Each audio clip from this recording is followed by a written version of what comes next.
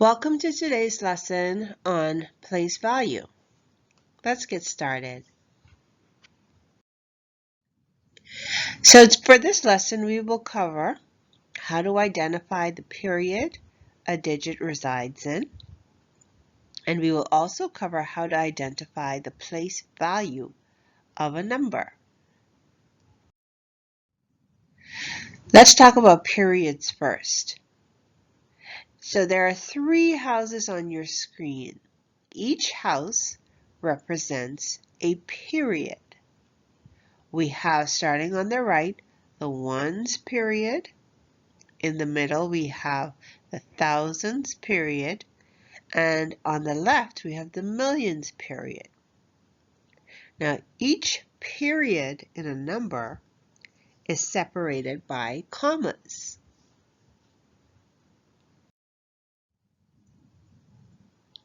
So we will further divide each of the houses to show the place value positions that falls within each house or period.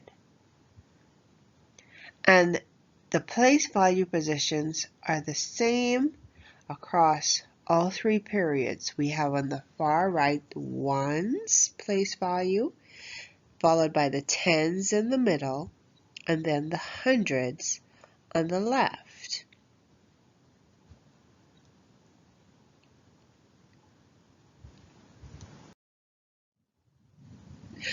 So when we identify the place value of a digit, we have to first look at what period is our digit in, and then we look for the place value position within the period.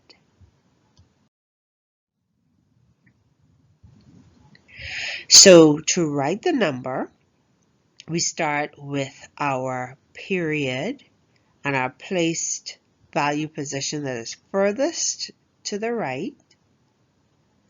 The first digit goes in the ones column in the ones period, and then each digit we place in its correct place value position and period, moving from right to left.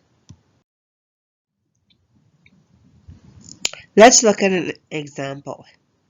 We have the number 512,834,976. So we're going to put each digit in this number in the correct period and place value position. So if we look here, we see we started with the number furthest to the right, and we put it in the place value position and period furthest to the right.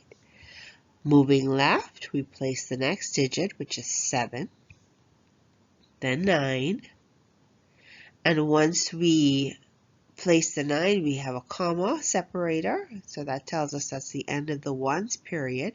We're now moving on to the thousands. We have 4, then 3, then 8, followed by another period or comma to separate the periods. And then we move on to the millions period. And we have 2, then 1, and then 5.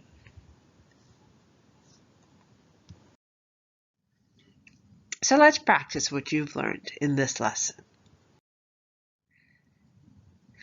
We have a number with each of its digits in a period and in a place value position. So question 1 asks us, what period is the digit 3 in? Let's find the number 3 and see if we can answer which period the digit is in.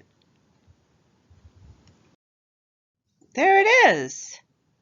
The 3 is in our 10,000 place value position, but the question asks for the period. It's in the thousands period.